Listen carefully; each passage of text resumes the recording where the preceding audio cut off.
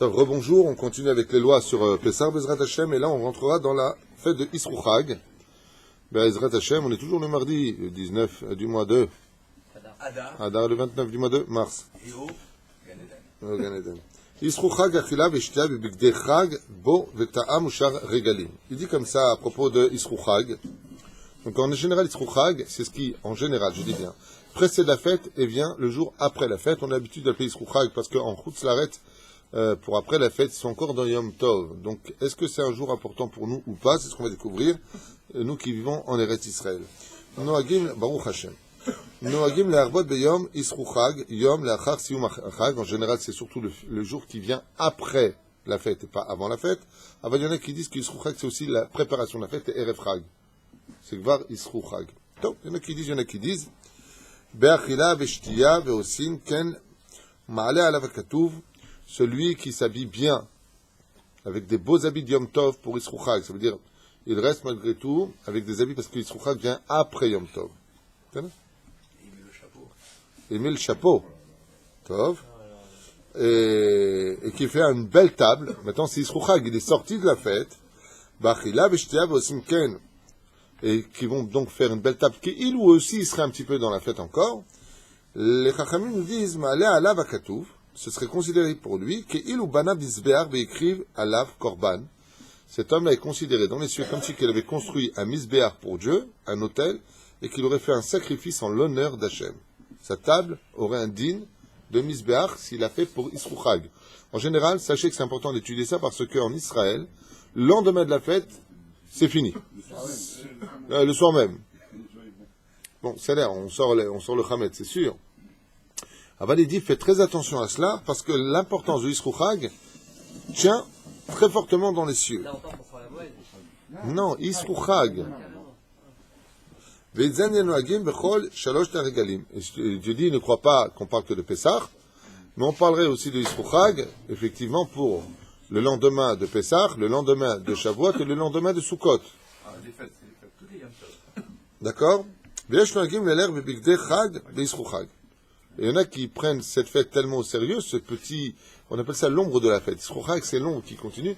Il dit, moi, je vais être bien habillé en ce jour-là, et ça n'apportera que des bénédictions dans la vie de l'homme. On oublie. C'est pour ça qu'on est en train de le faire. Pourquoi, Bémet, doit-on manger à une belle table à Isrouchag? Ma ata'am, quelle est la raison? Allez. Zecher l'amigdash, she'ol regalim ayu chozrim le mahorat. En souvenir, pourquoi est-ce qu'on fait une belle table et on devra manger et boire ce jour-là, de Isrouchag? En souvenir du Beth Amikdash, où ceux qui étaient montés au Beth Amikdash se préparaient à repartir. Chez Nehemar, au Panita Baboker Valarta Leaolecha, tu retourneras chez toi dans tes tentes, et les gens préparaient un repas. Donc en l'honneur du souvenir, comme si que Shabbat sort, qu'est-ce qu'on fait? Soudarevit, on raccompagne le roi. Il dit Isrouchag, c'est le repas où on raccompagne le roi des rois, pour la fête de Pessah. D'où l'importance de faire un beau repas ce jour-là. Bête, deuxième raison. Shayu noagim bnei Israël sotken mipnei achehem bnei chutz laaretz sheosim yom tov sheni shelo yirat sheYisrael osim agudot. Pour montrer la hardoute du peuple juif, comme en chutz laaretz, ceux qui s'y trouvent sont encore dans Yom Tov, on doit montrer de la hardoute. Vous faites encore la fête en galoute à cause du doute de Yom Tov Aleph ou Yom Tov Sheni, alors nous aussi on vous accompagnera pour montrer que le peuple d'Israël reste scindé, même si la halakha d'Afka dans ce domaine nous sort de Yom Tov. La reine, l'Arhot Ardout Israël, et comme il le dit ici, combien ce repas est important pour montrer combien le peuple juif a de l'unité avec les juifs de Chutz Laaretz. Les uns vis-à-vis des autres. Troisième raison, et il finit avec ça, Yom Shachrei Chag, Yeshlo et Arab Gdushat Achag. Il dit tout simplement parce que la Gdusha que tu reçois pendant la fête de Pessah, Shavuot ou Sukkot, elle reste chez toi jusqu'au lendemain soir. Et étant donné que la Ehara, cette lumière qui est descendue pour la fête, pour élever ton âme dans le monde de la création, le monde de la, de l'action plus exactement, le monde de la Sia, elle reste avec toi. Eh bien, tu te dois de faire un repas parce qu'elle remontera avec les brachot que tu diras pendant ce repas dans le ciel. Donc, c'est une façon de garder cette Ehara. Ça veut dire quoi? Le mec, il vient, on lui laisse ses habits de roi, et il se comporte après comme un ouvrier. On lui mettait encore les habits de roi. Les habits de roi ne seront retirés que ce soir. Alors comporte-toi encore un peu comme un roi. D'où le repas que nous pratiquons.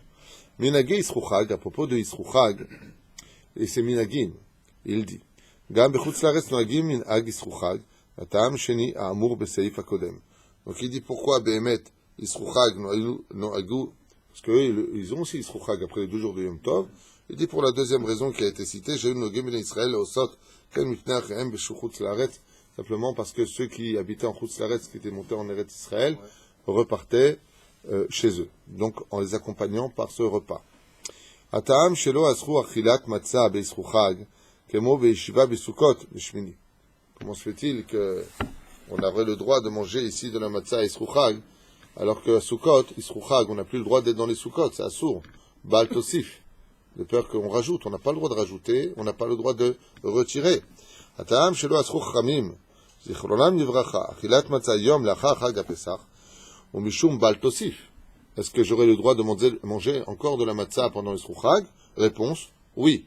Et qu'est-ce que tu fais de faut pas rajouter? 7 jours, il y a marqué Shivat Yamim, tu mangeras de la matzah.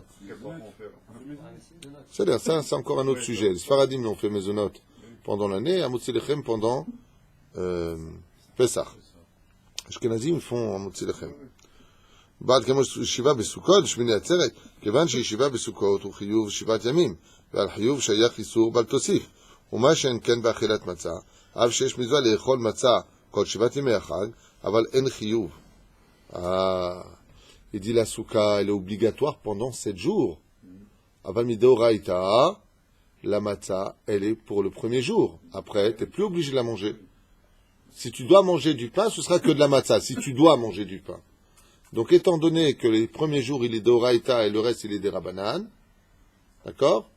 Azlachen, des rabanan, tu peux continuer à manger après. C'est pas comme la fête de Sukkot qui, lui, ces 7 jours sont des oraïta. Av sheesh mitzvah le'echol matzah kol 7 yemei hachag. Bien sûr qu'il y a une mitzvah de manger. Avalen chiyuv. C'est pas obligatoire. Celui qui veut pas. C'est en général un peu mon cas. Moi, pendant le premier soir, je mange de la matzah. Après le reste, j'évite de manger. De peur de trop gonfler. Il y a beaucoup de gens qui évitent de manger. Parce qu'ils ont du mal à la digérer, ils ont aval en chiyuv, il n'y a pas d'obligation. Aval, c'est mieux. Ceci étant celui qui peut faire 14 seudot pendant Pessah, t'avoir la bracha. Hein? Vous faites plus de Birkat Hamazon? Alors non, dans mon cas, non. Si je ne mange pas de la matzah, je ne ferai pas de Birkat Hamazon. Mais par contre, j'écoute celle des autres. Et je dis Amen, Baruch Baruch Shemo, et tout ce qu'il faut. Aval en chiyuv. Chutz milel yom tov rishon. Le premier soir du soir de Pessah, c'est une obligation. Donc on comprend maintenant pourquoi, même pendant l'Isrouchag, on pourrait manger de la matzah. Et il y en a qui disent non, pour bien marquer le ta'am, pour bien marquer la raison, pour bien marquer la fête, il y en a qui ne mangent pas de matzot d'Avka après la fête de Pessah, pour ne pas dire que la fête continue, stam que la matzah c'était stam. Pour donner plus de valeur à la matzah, elle appartiendra à un temps bien précis. À propos de la fête de Isrouchag, aurions-nous le droit de travailler ou pas pendant ce jour-là, qui a quand même une nombre de fêtes importantes malgré tout. Yom Isrouchag, mutar b'asiat melacha, ben lenashim ou ben lenashim. On a tout à fait le droit de travailler pendant Isrouchag, homme comme femme. V'yesh shenagu she'en anashim osot melachot b'Isrouchag. Il y a des minagim où les hommes seulement travaillent, mais pas les femmes pendant ce jour-là. V'yesh omrim she'esh limana mimelacha befaresia. Et il y a d'autres poskim qui disent nachon, tu as le droit de travailler pendant Isrouchag, mais d'éviter de travailler en public. Il y a Shomrim Sheesh Limana Mimelacha. Et d'autres poskim qui disent que il est très fortement déconseillé aussi de travailler ce jour-là. Les Maet Melachet Davar Haeved She'en Lo Limana. Bien entendu, sauf si il aurait beaucoup de pertes s'il ne travaillait pas ce jour-là. Va Mahmir, donc toutes les dots ont été données. Ça part d'un extrême à l'autre. Il y en a qui disent qu'il n'y a aucun problème d'aller travailler, hommes comme femmes. Il y en a qui disent que les hommes seulement vont travailler. Il y en a qui disent que... Il y en a qui disent... Et bien à la fin, il dit, et celui qui est patron, celui qui pourra, celui qui a encore un jour de vacances, va machmir al kolze tavo alav beracha. Celui qui pourra éviter, Be'ezrat Hashem, de travailler ce jour-là, tavo alav beracha, sur lui la bénédiction. Donc quoi qu'il fasse, il a sur qui compter. On parle de Isrouchag. Hein? Le seul qui ne bosse pas nous dit on n'ira pas travailler. C'est un travail après la retraite. Les Gimlaïm, les retraités. Tanit Beisruchag, Kol Suge Tanit. Aurions-nous le droit de jeûner à Isruchag? C'est pas le but. Bon, on irait. Vous voyez, vous avez dit non. Shabbat. Quel rapport avec Tchabéav? On est sur Pessah. On est là sur Pessah, à savoir, est-ce qu'on aurait le droit de jeûner Ah, non, c'est pour pas Isruchag? un jeûne public. Si on parle de ce principe, Hein c'est. Pas un jeûne public, un jeûne pratique. Comme par exemple Khatan Vekala.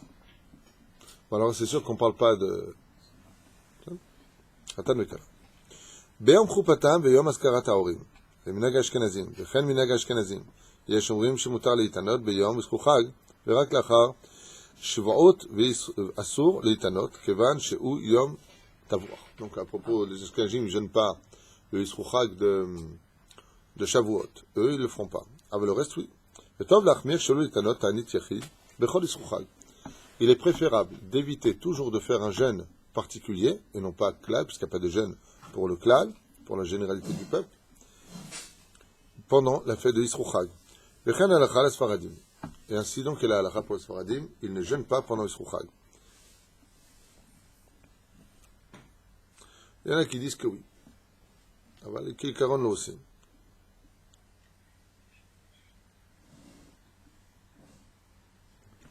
Celui qui jeûne le Shabbat, aurait-il le droit de rejeûner le lendemain si c'est Yisro Chag? Pourquoi est-ce qu'il a jeûné Shabbat? Il a rêvé qu'il a perdu ses dents, Sefer Torah qui brûle, ou que sa belle-mère est arrivée à la maison. La belle-mère à la maison, c'était une blague.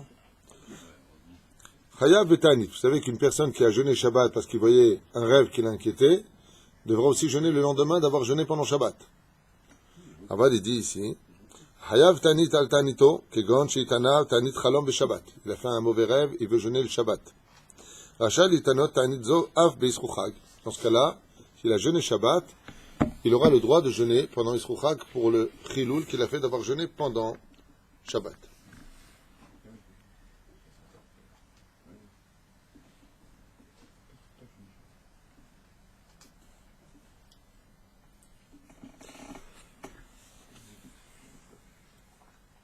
Ok. Kol Tuv.